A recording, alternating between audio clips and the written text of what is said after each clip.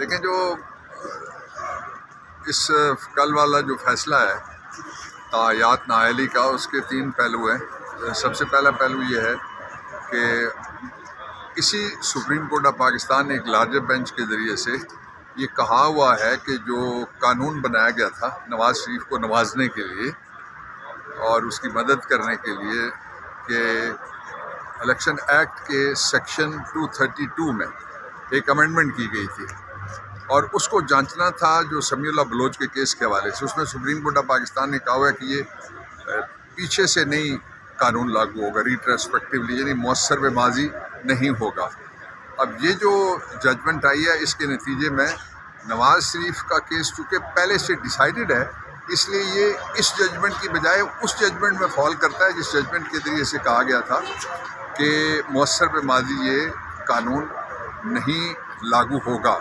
اگر پارلیمنٹ کا بنایا ہوا قانون مؤثر به ماضی لاگو نہیں ہو سکتا تو پھر ظاہر ہے کہ لیجسلیشن تو پارلیمنٹ نے کرنی ہے، کسی عدالت کا فیصلہ مؤثر به ماضی کیسے ہو سکتا ہے، نمبر 1۔ دوسری جو بات ہے وہ یہ ہے کہ اس میں جو جایا آفریدی صاحب کا ویو ہے، میں اس کو سپورٹ کرتا ہوں۔ وہ لیگو کانسٹیٹیوشنلی مجھے زیادہ اپیل کرتا ہے، اس لیے کہ پاکستان ایک اسلامی جمہوریہ ہے۔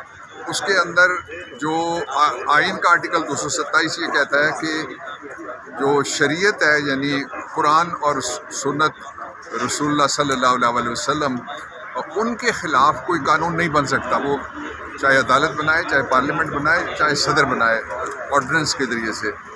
تو یہ کوئی انڈیا کی طرح ہم ایک ایسی ریاست نہیں ہے جو بے مذہبی ریاست ہے جس کو سیکولر کہتے ہیں، اور نہ ہی ہم ویسٹ کی طرح کوئی لبرل ڈیموکریٹس ہیں۔ یہ ایک اسلامی جمہوریہ ہے۔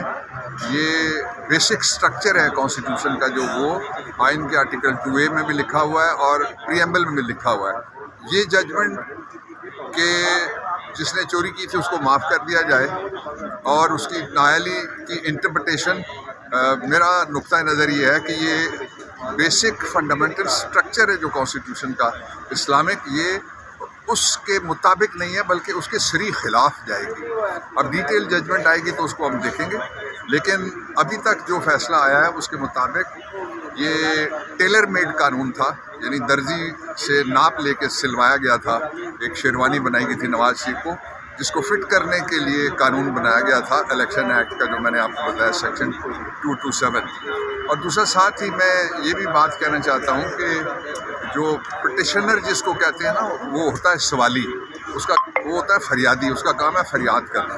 تو اس وقت جتنے بھی پاکستان تحریک انصاف سمیت، جو ان کے امیدواروں سمیت اور عوام سمیت جو فریادی ہیں، وہ عدالت کے علاوہ کوئی ان کے پاس دوسری ریمیڈی اویلیبل نہیں رہی، اس لیے کہ جو حکومت آئی ہوئی ہیں 5 جگہ پہ، یہ الیکشن کرانے کے لیے بنائی گئی تھی، لیکن ان کا کام الیکشن رکوانے کا والا وہ کر رہی ہیں۔ وہ الیکشن کرانے کی بجائے الیکشن رکوانے کا کام کر رہی ہیں۔ اور اس کے ساتھ ہی جو الیکشن کمیشن ہے، الیکشن کمیشن نے بدقسمتی کے ساتھ اپنے آپ کو فریق بنا لیا۔ الیکشن کمیشن کو چاہیے کہ فریق نہ بنے اور فیئر اینڈ فری الیکشن کروائے۔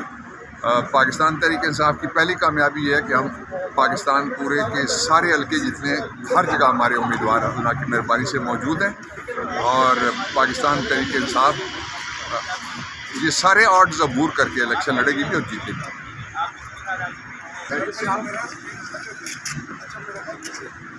میں نے